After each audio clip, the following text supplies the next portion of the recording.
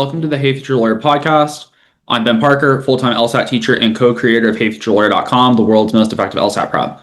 I've taught thousands of students to break into the 160s and 170s using a reading first, common sense approach to the LSAT. Today, we are talking to Samantha Budd. She is a 1L at Seton Hall University, School of Law, or whatever made-up name they call themselves.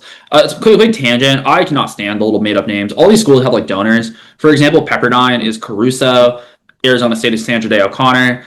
I find it pretty silly when people call it by the name. So I kind of, take my shot. It's Seton Hall. Harvard is Harvard. ASU is ASU. I mean, do we have to pretend that they have these like fancy little names? Because it's purely marketing buzz to make them look fancier than they are and pretend that they're like Bentleys when in reality they're just average schools and educational institutions treating you guys how to do a job, which is fine, but that is what they are. Calling them Rosenberg, Kentucky School of Law. It's a little silly in my opinion. Anyway, so Sam's cool. She did LSAT class with us a while ago. And actually, about a year ago, and she's now on a full ride at Seton Hall, and she'll talk about her kind of time there, how law school is, all that good stuff. I think it interests a lot of you, so that'll be that. I think we're going to talk to some other 1Ls as well, or 2Ls, 3Ls, depending on who responds to my blast out to former students. A lot of them are like, hey, it's that LSAT dude who I used to know. So I imagine many of them will not respond. A bunch have already, so I'm scheduling with them now that finals are over. But yeah, we'll be talking to them. Hopefully we'll have a nice smattering of all sorts of different schools. I will know I don't have any suckers coming on the podcast. They're all people either at like basically full rides at lower ranked schools or they're people at T14s. So if you were here for like the kinder, gentler, we're going to cope and talk about how it feels to be paying full price for like Arizona State, that won't be on the podcast because we're a podcast for LSAT winners, not a podcast for LSAT applicants. Anyway, so when you do want to get a high LSAT score, like you really can. If you apply law school with anything sub 165, that's a you problem. That's a you fault. Don't do that. Come check out things at HeyFutureLawyer.com. We will get you set straight. And yeah, it's all at the link tree in the show notes. We put out so much for free. You can check it out and really see the quality before you pay. You should pay because don't get me wrong, it's an investment in your future. Sam will talk about her investment and why taking LSAT prep seriously put her in such a different situation than if she had not. But you also don't have to take my word for it. You can look for freezies. So if you get a low LSAT score, that's on you, folks.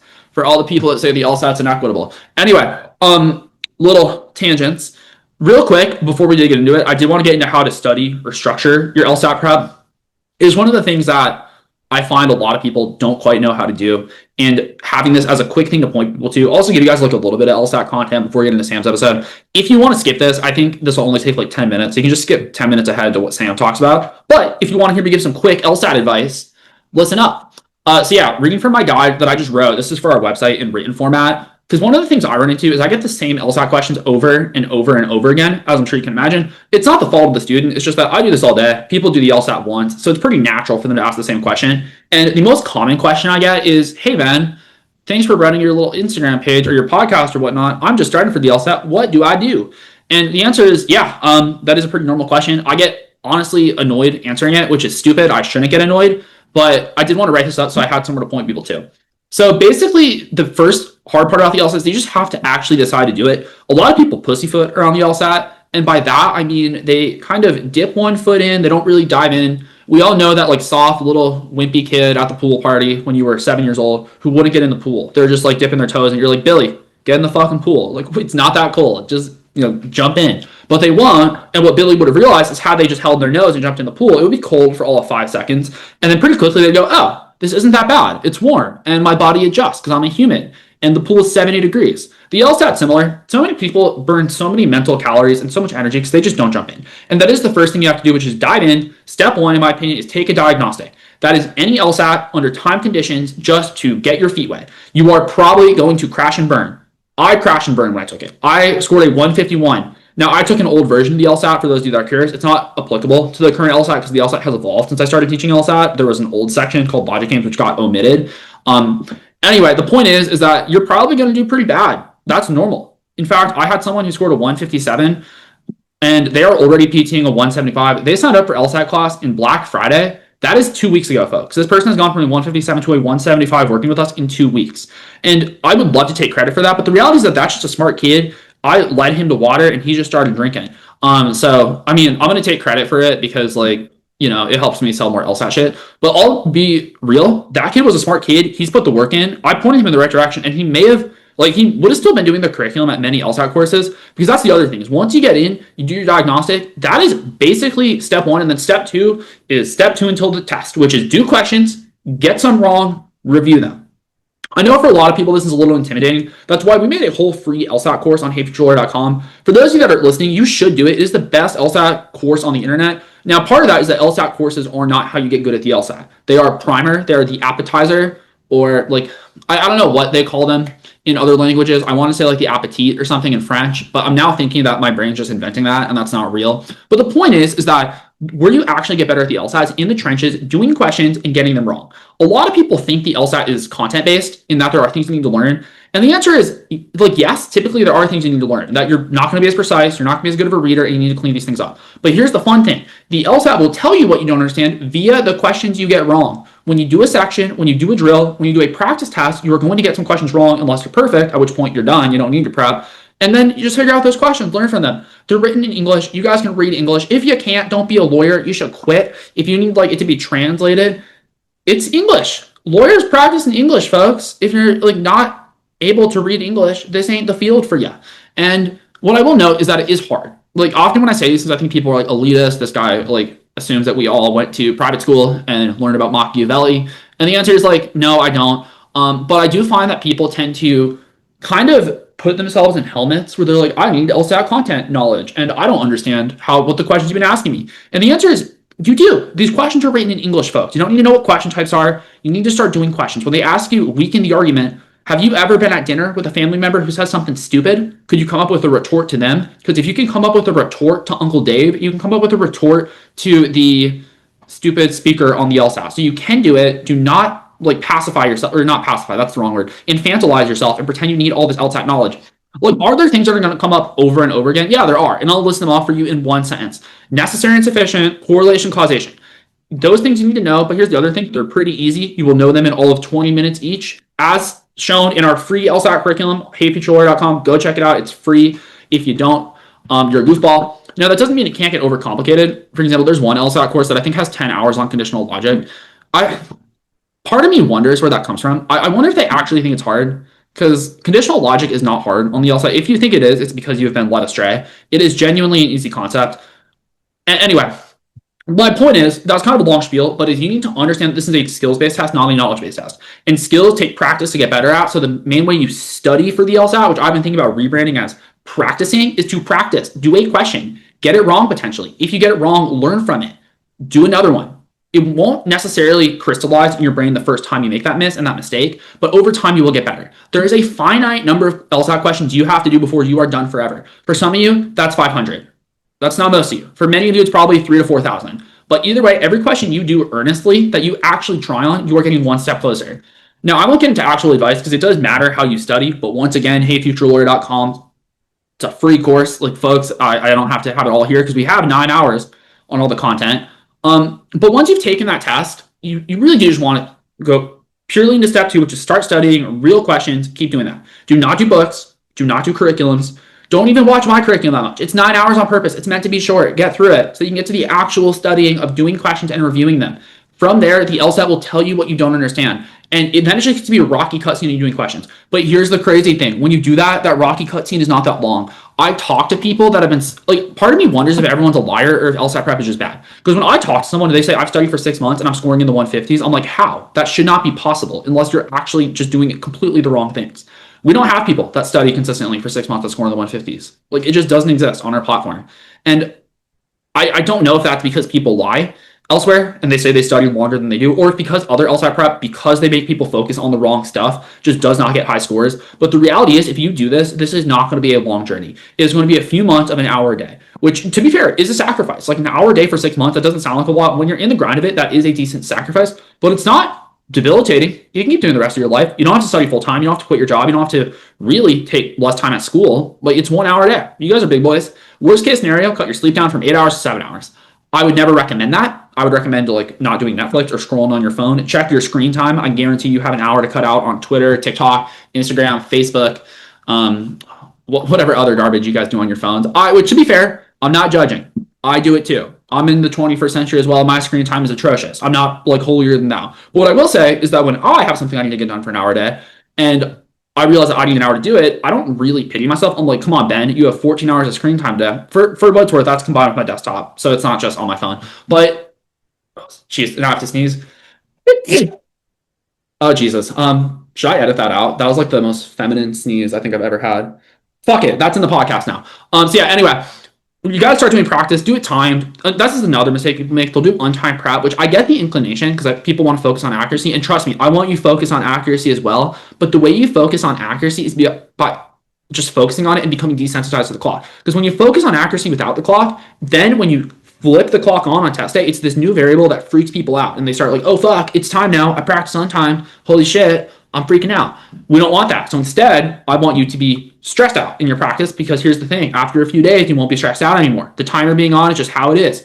It's actually something that I analogize to Navy SEAL training. For those of you that have seen Navy SEAL training, who are also like our baddest, worst, in terms of like they're bad dudes, US soldiers, and not bad dudes in terms of like they're evil, but bad dudes in terms of like you don't want to mess with them. In their training, they basically drown them. But they do this so that they actually learn to ignore the drowning and just focus on the task in front of them. So they'll have these dudes like tying knots and like moving things around underwater. And the drowning is not there to like actually drown them. It's there so that they get used to it and so that they learn to just shut out the world and focus on the task in front of them. That's how the LSAT is with timing. Good news for you, you're not actually drowning. You just have a stupid little clock in the back of your head. And the fun fact is you will learn to ignore it. After time, it's not going to even feel like it's there. So you just got to let yourself desensitize yourself. But so often people don't do that. And then on test day, new variable, freak out, low score. Don't let that happen. Practice timed.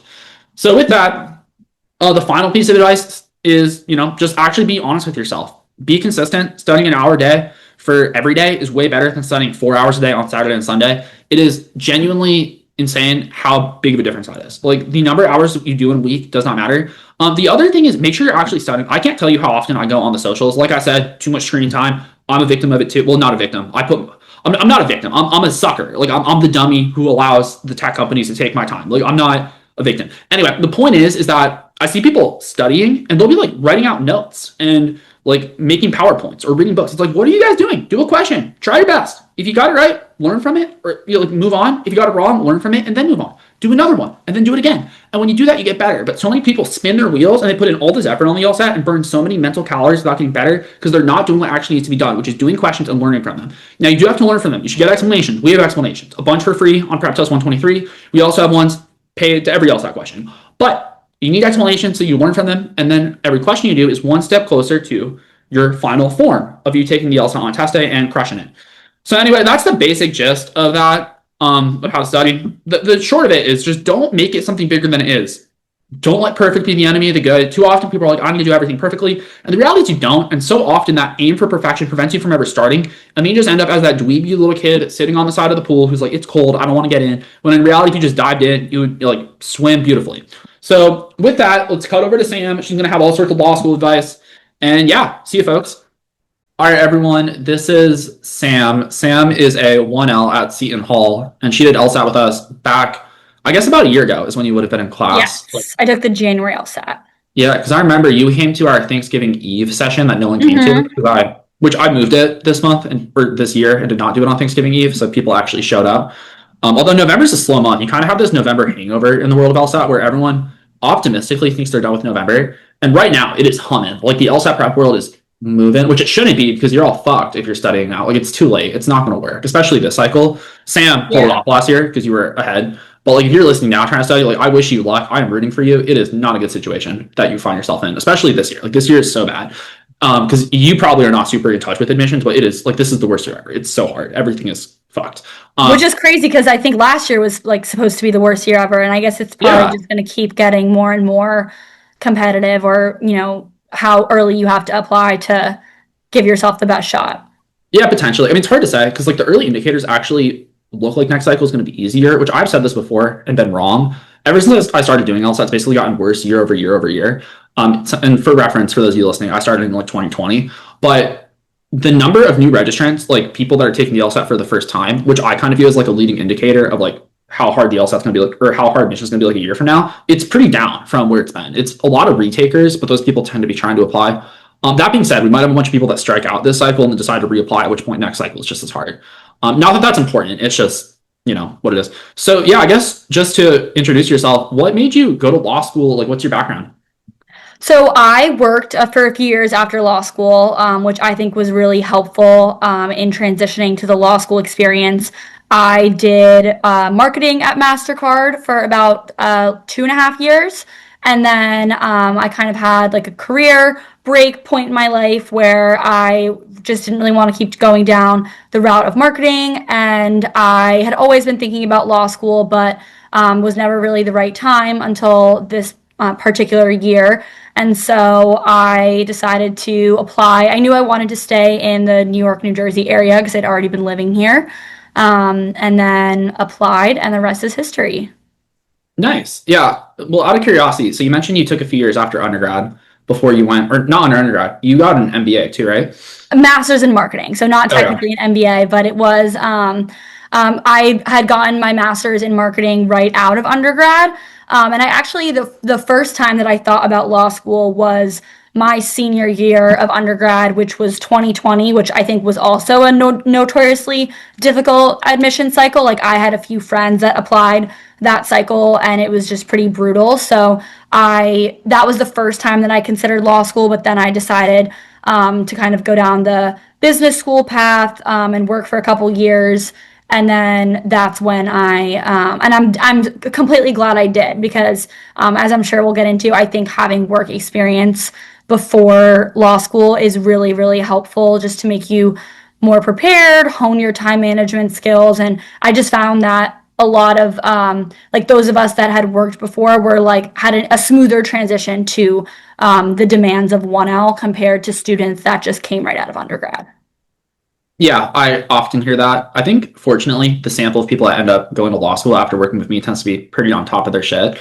Um, and that's kind of the refrain I tend to hear, which is that people say, like, yeah, it's not as bad as I had thought. Not to say it's not hard work and like there's hours to put in because there is, but it is always interesting because I think a lot of the like law school is awful. It's just people that have never done anything hard and then they get Mm-hmm. to law school and like it probably is hard relative to I don't know doing poli sci major. Like I was a poli sci major, so I can say this to everyone listening. Like poli sci is easy. Like we hardly had to go to class. If you just turn in your essays, you get A's.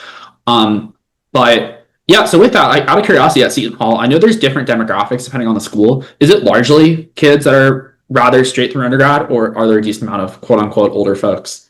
I would say mostly straight out of undergrad. Maybe like if I had to guess, like maybe 60% of my section is KJD, or maybe like either KJD or just like had 1 year in between. Yeah. But I would say most people are like closer to um, undergrad, like coming right out of undergrad, than having taken a few years off. I actually feel like there's not that many people that are like in my demographic of like they're like they've worked for a few years, but they haven't been in the workforce for like 8, 10 years, and they're making like a major kind of like mid-career pivot. So it's like either they're older or they're right out of undergrad. There's not that many people that like me that are kind of that in between stage. Right. Yeah, it's funny because you guys are actually like maybe it's just like how our LSAT prep works and who we attract, but it's like usually people that end up in law school that we know are like 24, like 26 to 27. But it's funny to hear that it's not the most common demo, at least at your school, and that is Yeah. what I tend to hear from most people, which is that it's just not terribly common. Because Madeline, for reference, she's at Kentucky, and she said that it's like largely KJD there. I'm really curious to talk to the T14 kiddos that we have coming up, to see. I mean, my hypothesis is it's probably the same, but who I knows? would actually think for the T14, maybe there are more people that have like the Actually, like maybe it two, probably is more like the 24, 25 demo, yeah, like like a the couple two or years. three Yeah. years of work experience, because that is probably, with the admissions being so competitive, having like a couple years of work experience is more like can benefit your application. So I actually my this is completely just like an intuition guess, but I would think maybe there are more people at T14s that are kind of like that 2 to 3 years out of undergrad age group as opposed to just straight through KJD. Yeah, I mean, I think you actually make a good point. I just don't really think about it that deeply. So I'm thinking about our sample. We only have one, I think, KJD at T14. No, that's not true. No, that is true. I'm trying to think out of the sample of like I don't know how many people we sent T14s, maybe about 50, and only one comes to mind immediately that I can think of as like straight through. And she was really impressive. She like was on top of her shit. But for the most part, they do tend to have like a year or two of like actual work experience. And that point of like the one gap year is kind of interesting too, because like it's almost a soft KJD if you just like take a year to apply and study for the LSAT. It's like, I mean, technically you're not a KJD, but like if you didn't work, it's like I don't think you really get much of a boost, at least for admission's sake. Yeah. Yeah. So speaking of which, you took those. Well, I won't estimate how many years, but a couple of years. Are you happy you did? Like, do you think you were more prepared for law school as a slightly older person with more experience than you would have been had you attended right away?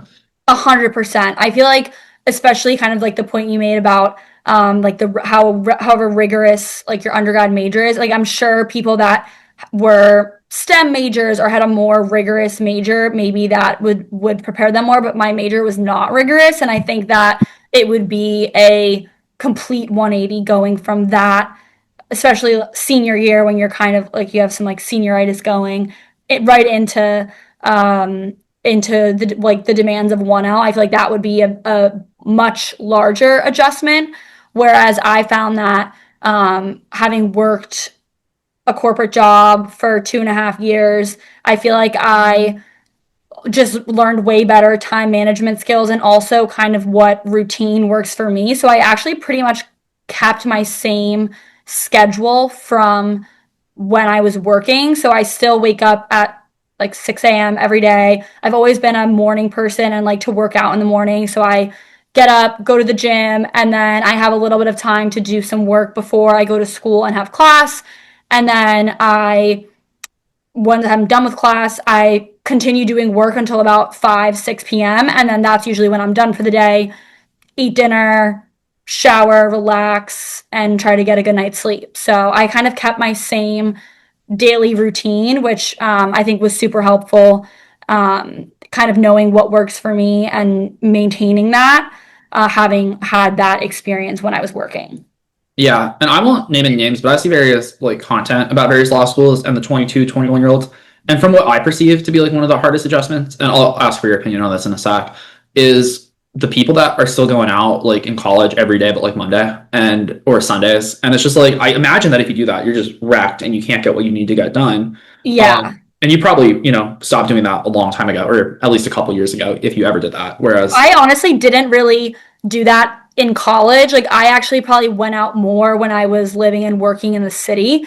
But I think also kind of like the older you get, the less that is appealing to you. So that maybe is also like a helpful thing about having worked for a few years and being a little bit older. I have no desire to be going out like Thursday, Friday, Saturday, whatever, like multiple times a week, I would say. I all through the fall semester, I was still going out on Saturdays with my friends every weekend until probably like a month before finals, and that's kind of when I ramped down. But that is the ideal amount of going out for me. I'm not really looking to be like going out more than that. But yeah.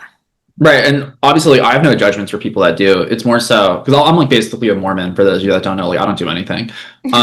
But also like it does seem to be difficult, and at least just a few of the people I know, largely TikTok people for reference, and I would just see like their undergrad lifestyle, and it's just like there's no way that's gonna be able to be sustainable in law school with the demands. Which I guess getting to that, so you were working at MasterCard. Was that like roughly a 40-hour week job when you were there? Yeah, I would say like worst week would maybe be like 45, but it was a pretty standard 9 to 5 with like an occasional working late if I had like a meeting. I think the most I would be working out of traditional hours would be I was on a very global team, so sometimes I would have, just because of time zones, I would maybe have a call at like 7 a.m. or 7 p.m., 8 p.m. just to accommodate other time zones. But for the most part, yeah, it was like 40-ish hours a week. I see. Yeah, the reason I asked is because I was curious. Translating that to law school, do you think it's similar, more demanding, less demanding? Like, if you had to guesstimate, what would you say? If I had to guesstimate, I would honestly say the same because, like, keeping in mind when I was like working for whatever 40 to 45 hours a week, like not every single minute of that is active work. A lot of it is waiting for somebody to email you back, or you're just kind of on a call and you're listening in, or it's not necessarily always intense, locked in work the entire day. So I would say if you kind of include the time that I'm in class, I feel like was like I was saying, I kind of kept like the same schedule where I was ending up being done with work around like 5 or 6 p.m. every day, including going to class. Nice. Well, that sounds pretty reasonable. And yeah, because often I think people can stretch their work out and be like, I'm on campus from 7 to 7, and Yeah. not get that much done if you're not locked in. But if you are, you can be rather efficient.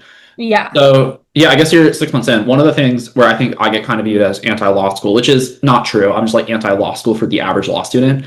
I won't go into like the whole Seton Hall distribution, but I would wager many of your classmates are kind of suckers for the price they're paying. But anyway, are you happy? Because I mean, obviously Sam, having done LSAT and everything properly, she's on a very good deal at her school. We won't go into it. And I'm happy to cut that if also you don't want that out there. No, not a But win. but I mean, it's a good thing. So it means you like worked hard and took it seriously. But like, are you happy? Like 6 months in, Yeah. like you feel like you're definitely on the right trajectory, and this is something you see yourself doing for the rest of your career, or at least the foreseeable future. Yeah, I would say definitely like very happy with my choice. I feel like one of the thing I do think that at a school like Seton Hall, there is a little more pressure because like if you are trying to go the big law track, like Mhm. you need to be in the top of the class, whereas maybe at like a T14, you can kind of be like average and you're still going to get a good job because of the ranking of the school. So I think, but and also because, we are just one semester in and everybody says like, oh yeah, I want to do big law, I want to work in New York, like Yeah, we'll this, that, the see. other. That we'll kind of see how that pool looks when we all have our grades and are actually, I mean, the applications are open now, so a lot of people have been applying, but in terms of like we have to send our first semester transcript in January once we get our grades, and then like they're not making anyone offers until they have your grades. So Right. it'll be kind of curious to see how that shakes out, but I think yeah, I'm definitely happy with my choice. Like it's been a good experience so far, and I think also kind of like, on the flip side of kind of what I was just saying about there being more pressure, I also think that because I'm on a very good deal at the school, I am like, well, if I end up hating practicing law, it's no skin off my back because, I'm not going to be saddled with debt, and I'm not going to feel like I am locked into that career path because I already invested a lot of money in it. So I think there's multiple ways that you can look at whether you're like, all right, do I want to try to go for a really strong scholarship at a not T14 school, or do I want to go T14 or bust? I think there's going to be pros and cons to either, but I am happy with my Yeah. choice. Well, and to give you credit, like you did well in the LSAT. You could have done better if you gave yourself more time. Yeah, for You sure. also, had you applied like this cycle, you for sure could have gotten into a T14 or two. Like there's ones that I could almost guarantee I could have gotten you into, or not that I could have gotten, but yeah, you would have gotten into, and then with my help, it would have been like an all but guarantee. But there's also the measure of like, depending on what you want, because is it worth paying for Michigan? Well, like full price if you're not sure you want to do law, because you're basically locked into doing a year or two of big law if you go to Michigan. Like you can't just bail because now you have Hmm. 300K in debt that you have to pay off. And Right. so it really is kind of like the double you choose. Like some people choose the guarantee of having the job, but you have to work the job, which is a whole separate battle.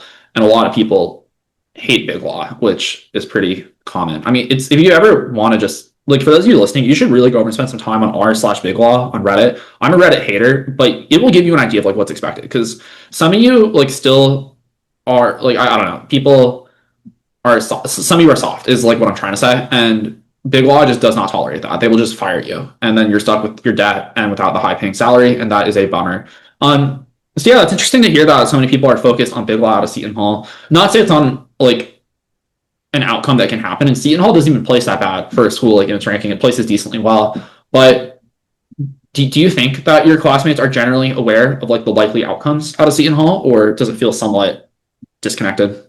I don't know. I mean, I feel like it's kind of one of those things that like people at this point, just because we're kind of early on in our process, like aren't getting super specific about like career goals, and it's kind of a thing like you don't want to be talking about grades or things like that, just because it's, it can be kind of awkward.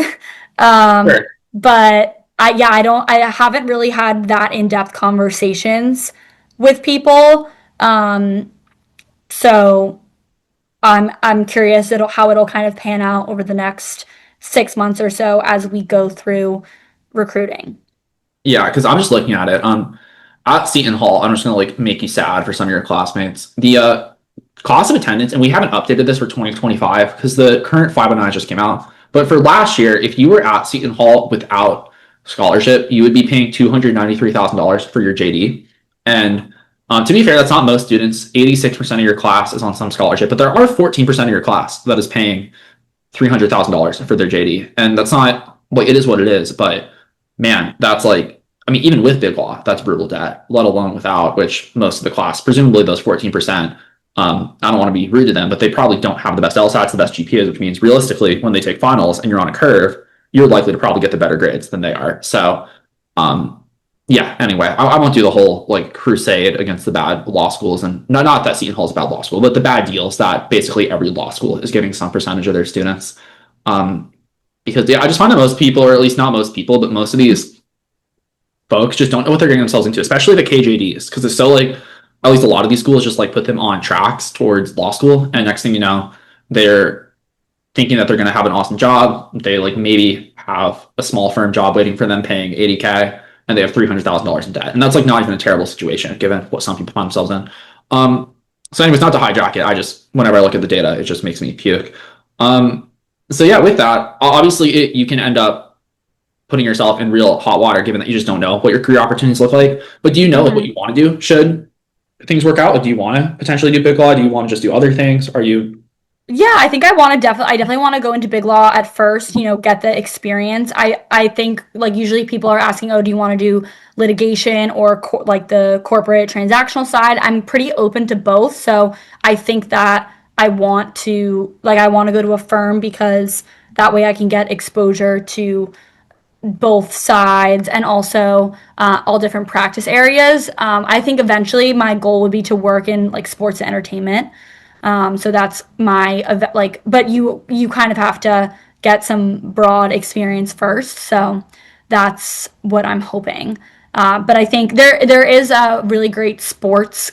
It's like sports, gaming, hospitality, and entertainment law concentration at Seton Hall, where you can take like obviously there's no such thing as a major in law school, but if you take certain classes, it's a concentration that will go on your degree. So that's definitely something I'm planning on pursuing once I have room to take electives in my second and third year. Cool. Yeah, that makes sense. But I do find some people often overly focus on those. So I'm adding this not to like dunk on you, but just like to add context, which is like, don't do that expecting that it's going to like get you a lot of doors open. Oh yeah. They're a nice addition. Well, no, like, I know you don't perceive that, but occasionally I think the schools market them as such. Like, come to our school, you'll be a sports agent from the NFL. It's like, well, no, that's not how NFL agents pick their. They find people with experience that know what they're doing, which you can get to. But anyway, Miami's really bad about this. I love Miami as a law school, but they pretend like they're like a sports law school. I'm like, if I'm an NFL player, I'm not hiring my agent from Miami. No offense, unless they're like experienced. I'm going to like someone who knows what they're doing. Which is not a first year grad out of Harvard either. It's someone with experience having like done work. So, yeah, cool. Well, out of curiosity, have you started applying for jobs yet for the summer, or is Yes. it more so? Yeah, so for the upcoming summer, I'm doing a judicial internship, and then right now I'm in the process of sending out applications for firms for my 2L summer. So the recruiting timeline has moved up. I think like Yeah. every year. I've seen some posts on Reddit where I don't know if people are just trolling, but they're saying like this firm is asking for your LSAT score on Yeah, your. that's real. That's confirmed. I have Oh, really? the T14 kids are telling me that. Yeah, the T14 kids that I've been talking to, they tell me that it's like absurd what they're asking for. They all ask for transcripts. My understanding is all the schools do that, including like Yeah, yeah. and so that's undergrad for those of you listening. The other thing they're asking for is at least those at the girl at Duke that I know, as well as one at Michigan, they told me that they're taking cognitive tests when they're there. So it's not the LSAT, but they're actually taking a test as part of the application. Oh, yeah, it's called the suited assessment. I wouldn't say it's like a cognitive test. It's How do kind you of spell that? like suit, like wearing a Okay. suit. Suited. I would say I guess it is kind of Interesting. cognitive slash personality. It's nothing that you can really prepare for, Yeah, I kind of but want to take it now. I'm like looking to see if it's doable. Just see if I would cut it or if I would never get a call back. you don't know what you get. It's not like you get a Oh, grade. it's like, So okay. Cool. Sorry, I'm just like looking into this. Yeah, apparently it's for like law and finance. I thought, and clearly I don't know, because if the law firms are doing this, I'm sure it's above board. I thought there was some rule that like they can't give intelligence tests for hiring, but apparently not, because this clearly is what this is, which is just like we're going to test how smart you are. But that's interesting though that they don't tell you what your results are. You just take it and then hopefully you did well, and we'll yeah, see. I think it's like something that probably is screening you for your initial interview. Yeah, because I'm trying to find what it is. Um, so it says it's somewhat values based. Is that right, or is it more so like did you have you taken this? Yeah, I know what you mean when you say values based. It was sometimes you would have to rank. I can't think of an example off the top of my head, but something along the lines of like, and you can see when you're taking it why it's geared towards law. Because I think for one of the examples was like you had to kind of put in a ranking of like, all right, you're in a situation where you're not going to finish something on time. Like, do you turn in what you have so far, or like just kind of how you Interesting. handle pressure and deadlines and things like that. So I think, and definitely some like ethical related questions as well. Are there any questions that are like more, I guess, intelligence based, like a weird like must be true question, like from the because that's what I heard is like someone told me that there was like some conditionals on it, or is that not There's ringing a a bell? few different ones floating around. I don't recall that on the one that I took, which was suited. But there was like some kind of like math-esque something on it, and I was like, oh Okay. God, this is really annoying. Interesting. Yeah, my guess is it's not the like cut line they're using. Like it's probably just an extra piece of data they're collecting. Because that was the other thing with the LSAT is like people are like, oh, they're collecting LSATs now, which at some, to my understanding, it's only some chunk of the firms. It's not all the firms. But even then, it's like, what does that tell us? Like if we're going to LSAT brand, that premise only tells us they have it. That doesn't mean they're making decisions based on it or that there's cut lines. I mean, they might, and I'm sure that if they see someone scored a 180 versus like a 155, that does bias them. But I also like, let's be real. People at the T14, they all are like in the high 160s, 170s. So it's not like anyone's like, holy crap, why is this person here? I guess maybe there are the people that snuck through, but even then, I don't know. It's kind of interesting. And how long did the test take? I'm more so just kind of gauging to see if I have the time to take it because I I have. want to say it was maybe like 20 to 30 minutes. So I think if you can get your hands on it, you would probably Yeah, find no, I it mean, I signed up for it interesting. while we were Oh, talking. nice. I mean, I won't see my results, so like it is what it is. But also I just put my initials on a bunch of things that I didn't read, so maybe I shouldn't take it because I may have said like I'm not taking it for hiring, which I'm clearly not. But anyway, that's besides the point. Um, cool. That's interesting to hear that it's so crazy. And my opinion on this is that it's probably going to swing back because it's so absurd that you guys are applying before you have grades. I think who it Yeah. kind of hurts is like honestly your profile of someone who's like Yeah. kind of an overachiever at like a lower ranked school who is probably going to do. I mean, I don't know your grades, but I presume you're probably going to do pretty well. And hence you'll be on par with like the more T14 applicants, but you just don't have that yet because you don't have your grade. So like, how can you differentiate?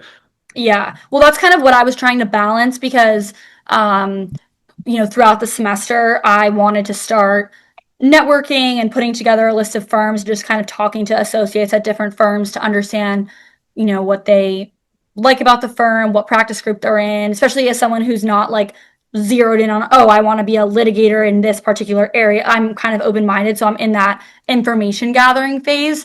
And obviously, I honestly don't even look at the big law recruiting Reddit anymore because there's just no point, and like you can't control things that you can't control. But I would say I did do a few applications end of October, early November. Um, and then I kind of, once November came around, I was like, all right, I'm not even going to get one of these jobs if my grades aren't where they need to be. So then I kind of took like put that to the side. I applied to like a few firms that I was like really really interested in, but I once I did that, I was like I need to just focus on my grades, through the month of November and into finals. And then now that finals are over, I'm kind of picking that back up and trying to send out some more applications this week. But I agree. I do think that you like I realistically at a New York firm, I'm probably not even getting a call back until my grades are in. So I think, and I know from the Big Law recruiting tracker that callbacks and screeners and things are already happening for T14 students. So I agree with your Yeah. assessment that I think it puts like maybe some applicants at a disadvantage, but there's nothing you can really do about that besides just try to network, make sure your grades are really good, and then as soon as you have those grades, then to be sending your applications out as much as possible. Yeah, I mean, you can only control what you can control. Exactly. And for what it's worth, like I do think this will probably like for one, you are going to get grades, and you're still going to have a while before your 2L like summer position. Mm-hmm. So it's not like they won't have associate positions. It's just weird because there are the admissions offices, in my opinion, are basically proxies for like recruiting offices. Like we're going to pick like smart, qualified people. So then, these big firms can just go to Harvard and go, like, okay, these people kick ass. And that's largely true. But there are some weirdos that sneak through, especially at some of the schools. Like Wash U has all the weirdos. They basically say we're going to take like all the like broken like island of misfit toys that can't get into the other T14s. And, there are some diamonds in the rough there, but there's also like some genuine weirdos at Wash U. And Cornell kind of does the same thing a little bit. Like I love Cornell. It's one of my favorite schools, but like definitely the island of misfit toys up in Ithaca. Although like it is genuinely one of my favorite schools. So like, if you're listening, you probably should go to Cornell. It's just I wouldn't be going like looking to find a partner for your life. It's just you're gonna have some weirdos. But like all love to Cornell. Anyway, yeah, kind of a bummer for you all because like I'll be honest, had I been in your shoes, I would have been annoyed with how early recruiting got moved because to me it would feel unfair and like maybe I'm just softer of mind than you are, but I don't know. It would have been annoying to me where it's like, really, I don't even have a chance to prove myself before you all start hiring people. Like, could you wait for me to see if I'm like valedictorian? Not to say you will be, but you could. So like, it's a bummer. I think I think the worst kind of crunch that I felt this was in the month of October because at that point I had already adjusted to school and was like school was really in full swing in terms of like we had our big memo assignments and then I was trying to do all these networking calls, prepare my resume, my cover letter, my writing sample. Like I know some people just from kind of like seeing stuff online, depending on like what timeline your school is doing the memos on. I fortunately did have my first memo like feedback already, so I could edit it and submit it as a writing sample. But like definitely a disadvantage for students that hadn't gotten their writing samples back yet. Like what do you submit on your application if you don't have one? Yeah. I don't think they really want to see your paper from undergrad. So like some firms even say like it must be your memo or brief from your 1L writing class. So Yeah. I definitely the month of October was probably the most where I was like, this is really annoying that we are trying to juggle this along with trying to do well in school. And then November, I just kind of had to I think another thing just in law school in general is you really have to have a lot of mental I don't know what if like fortitude is the right word, but you need to be able to tune out the noise. That's like the number one thing because you're going to be hearing, Yeah. like from your classmate, like, oh, I was in the library until 2 a.m. last night or like, whatever. So people are just saying oh, I'm doing this, I'm doing that. And you just kind of have to be like, all right, yeah, maybe they were in the library until 2 a.m., but like how many times were they taking a break to scroll on their phone? Or, Right. were you actually, I think another thing that is that I really developed like from your LSAT course is active studying versus passive studying. Like, okay, were you just watching videos the whole time, or were you actually doing practice questions to prepare for the exam? Like, I think there's a lot of like people just like to talk and say that they're doing all these like crazy things. You need to be able to tune out the noise and like remember what study methods work for you and like whether you're a morning person, a night owl. Like I generally, even if I wanted to stay in the library till 2 a.m., which I don't, I'm not a night person. So like anything that is past a certain hour, my brain is not retaining information. I'm better off just waking up at 6 a.m. the next day to like attack it with a fresh mind. So I think it's very important to be able to like develop the skill of just kind of staying in your lane and doing what works best for you. And it can be hard sometimes when people are like love to talk a big game and are just always flexing what they're doing for jobs or studying or whatnot, but you just gotta like keep your head down and worry about yourself. Yeah, especially in the legal world, because if you are chasing like I want to be the most prestigious person, you will never win because there's just always gonna be the person with like a more fancy firm or like a more fancy like they a bigger hustle. A lot of which is exaggerated. People love to like name drop and make things more exaggerated than they are, but Hmm. like you just can't win those games because there will always be someone.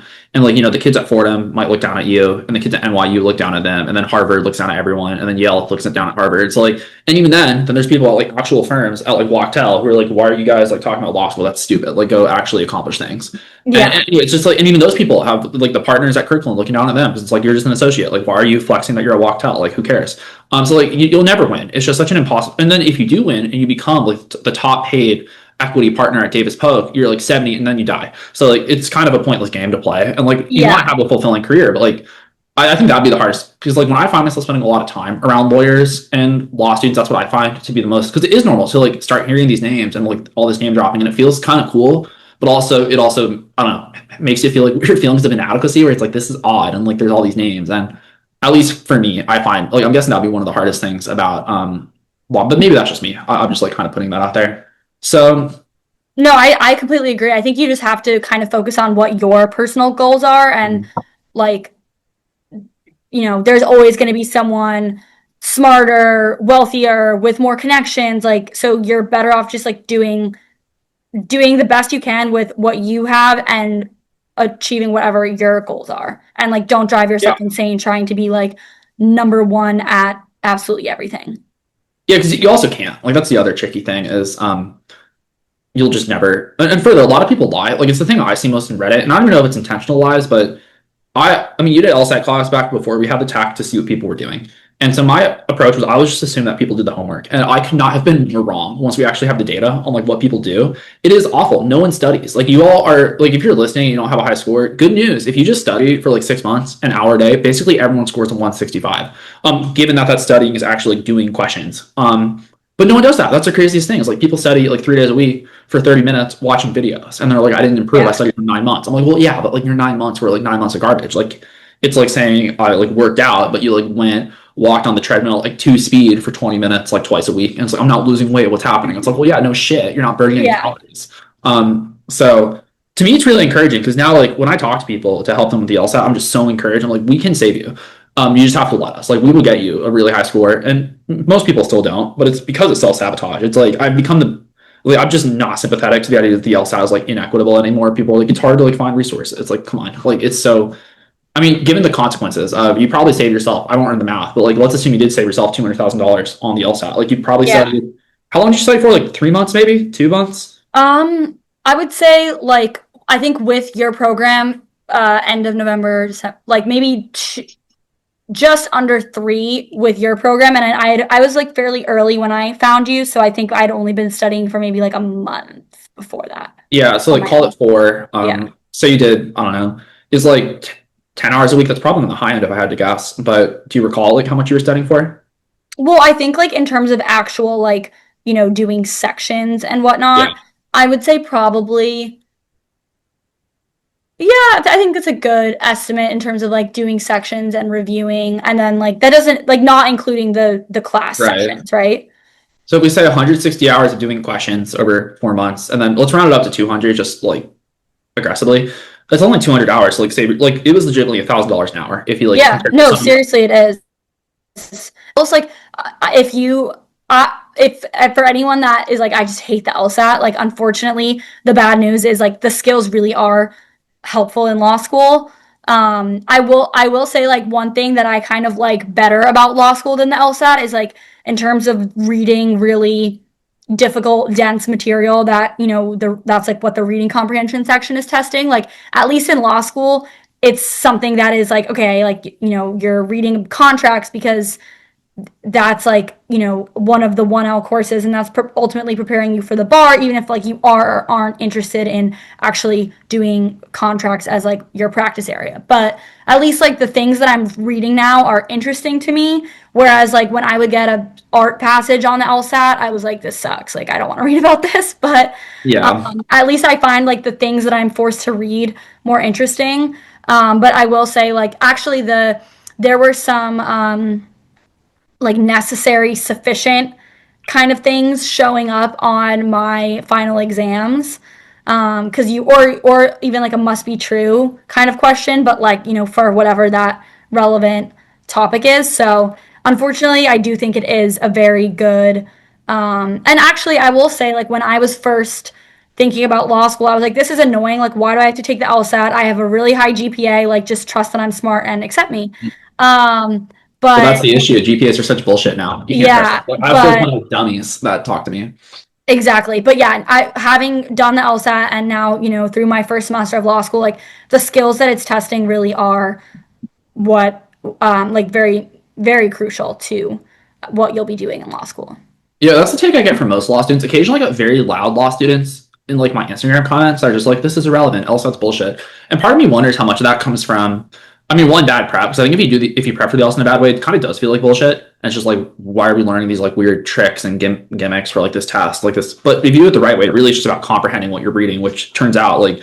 I mean, all I'll say is, well, if I had a lawyer who couldn't score 160 on the LSAT, I would fire them. I'd be like, I don't trust you to handle my contracts. Like, if you can't Mhm. read this and understand what it means, because a 160, you can get to that just by getting the easy questions right. Get the 15 easiest questions right on your section. Those are easy. And like you might miss the like 10 hardest ones, but or like guess on them, you're gonna get like some of them right. Maybe 15 right is hyperbolic. But the point is like you never even have to touch a hard question to get to a 160.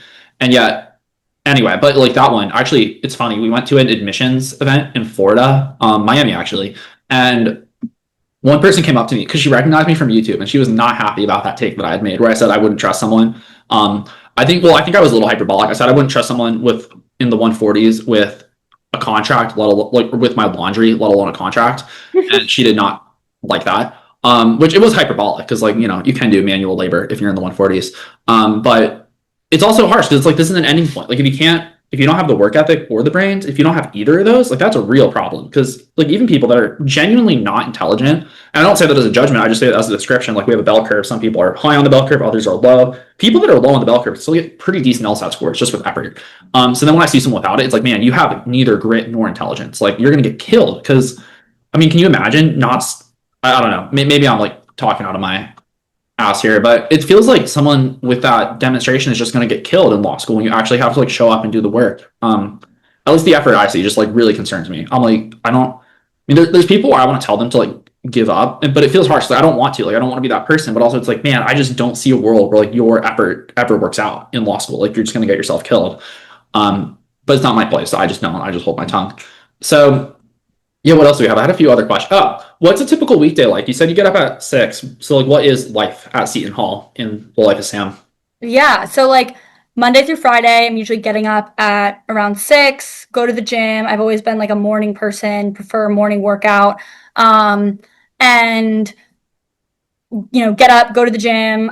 Depending on like what day it is and what time my classes are that day, sometimes I have a few hours of doing work at home. I've also like personally prefer doing my work at home, but I will say like I live alone and I have like a nice like standing desk monitor kind of situation. So not everyone has that situation. Maybe they want to study in the library. That's like the best space for them. But for me personally, like I just have a better setup at home. So I usually try to do most of my work here at my apartment. And then I'll go to school for class. We usually, on days that we have more than one class, we have like an hour break for lunch in between. And at least, I don't know if it's like this at every school, but at Seton Hall, like your 1L schedule is just like made for you and given to you. We didn't have to register ourselves. And you have every class with your section. So you have the same for us it's like 66 people, I think, same classes across, except our writing class is a little bit smaller, so I think there's like 16 of us in each of the writing classes. But yeah, so then I go to class, then whatever work I didn't finish in the morning, I'll just finish when I get home, and then I'm just making dinner, watching TV. I try to go to sleep by like 9:30, 10 o'clock.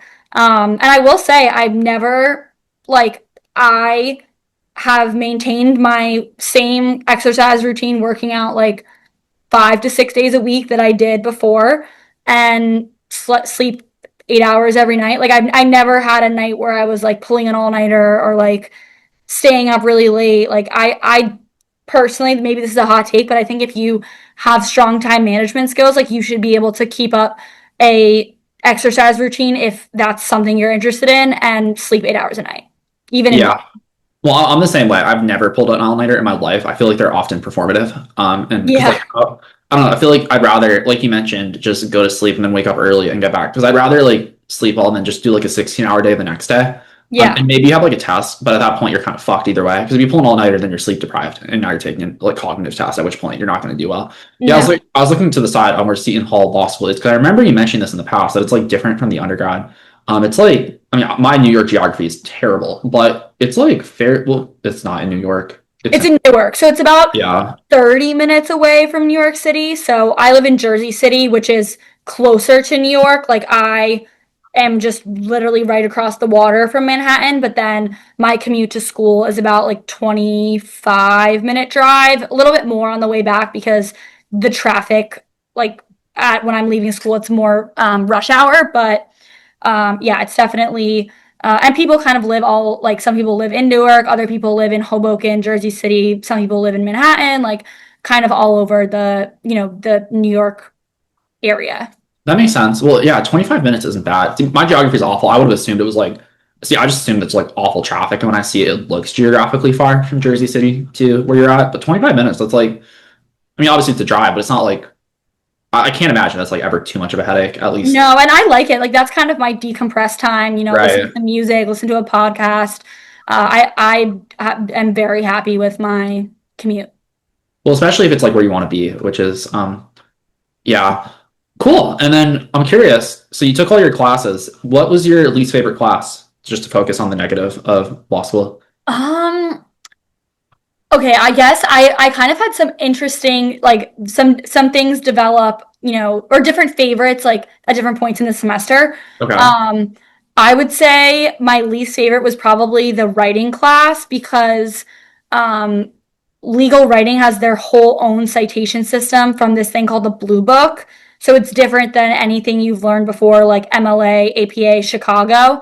And it is very, very precise. Like if you like there's this one type of citation where like the period needs to be italicized, and I'm like, how do you even tell if a period is italicized? Like that it's just like super super nitpicky like that. And trust me, like I still consider myself a detail oriented person, and like I know in a contract a comma can change the whole meaning of a sentence, and therefore like there's been like millions of dollars lost over the placement of a comma. But I just think in like I even found that some things in this like citation system were very like I was like, come on, like is that really a big deal? Well, wait till you um get to Big Law and you have to CC the partners in the right order in seniority. And if you Well, don't, that makes sense to me. Like, I think that yeah, that is like, yeah, of course you're gonna CC them in the order of seniority because that's, it's like a respect thing. That I like completely understand, but then just like I'm like, oh, the period's not italicized, like God forbid. So I think just kind yeah. of getting used to that system um, was not my favorite, and then my favorite class throughout the semester was contracts. That's kind of like a practice area that I'm interested in. So that was my favorite. And then I also took torts and civil procedure. So torts is like, for those listening that haven't gotten this far yet, looking at the 1L curriculum, but torts is basically like, you slip and fall in a grocery store and you sue the grocery store. You get in a car accident and you sue the other driver, like all those kinds of civil actions, like when somebody, someone gets hurt or like someone is wronged in some way. And then civil procedure is how a lawsuit progresses through the federal court system. So ironically, like throughout the semester, I liked torts as a class more than Civ Pro, just because it seemed to be like more interesting. You get some juicy cases like the McDonald's hot coffee case, things like that. Those are the Okay. cases that kind of end up on the news, tend to be torts cases. So I found the class more interesting when I was, actually sitting in class. Because then civil procedure, it's like, filing a motion to dismiss and like all of those like procedural mechanisms of like the deadlines that you have to file certain things by and all that good stuff. Which obviously can be a little dry at times, but it is. I will say it's not rocket science. Like it's mechanical. It's pretty straightforward. Right. So when I was actually studying for my finals, I found I kind of civil procedure kind of rose up in my list because it was easier. I found or I don't want to say easier, but it was more straightforward than I had. I realized it was more straightforward when I was studying as opposed to kind of like being in the class all semester. And then torts can be, it ended up being a little bit more difficult to apply in a final exam context because a lot of it can be really subjective. A lot of things are, it ends up being something that like the jury's deciding, did this person act reasonably in this situation? So there's more of a gray area, whereas civil procedure was kind of more like, did you file the paper in the right timeline or not? It's a yes or no kind of thing. That makes sense. Well, it is exciting. I'm glad you're happy with law school. I did email a few people that are like 2Ls and 3Ls, and I think some people over time no longer are happy with law school because I didn't hear back from some of them, and just knowing the schools they're at and the price they're paying, and that might be why. Yeah. But it's good to hear that things are going well. I'll be interested to see how it develops, and keep people posted if you so desire. Yeah, of course. Like I obviously there's definitely hard days. Like I've had many days where I would wake up and be like, I can't believe I signed myself up for this. Like I could have just gotten another corporate job. But you just kind of have to keep remain disciplined. I think discipline is more important than motivation because you're not going to be motivated every day, but discipline is what keeps you going. But all in all, I am happy with my decision to go to law school, and hopefully it stays that way. Yeah, no, I mean, it sounds like you're in the right direction. Even if like it sounds like even if you don't get your A plus pluses on all your finals, you're still in a decent spot. Like you wouldn't be traumatized by the other opportunities, which if you were say in $293,000 in debt, you might be. But cool. Already, wasn't Sam lovely? So yeah, thanks for listening to the Hey Future Lawyer podcast. I'm Ben Parker, full-time LSAT teacher and co-creator of HeyFutureLawyer.com.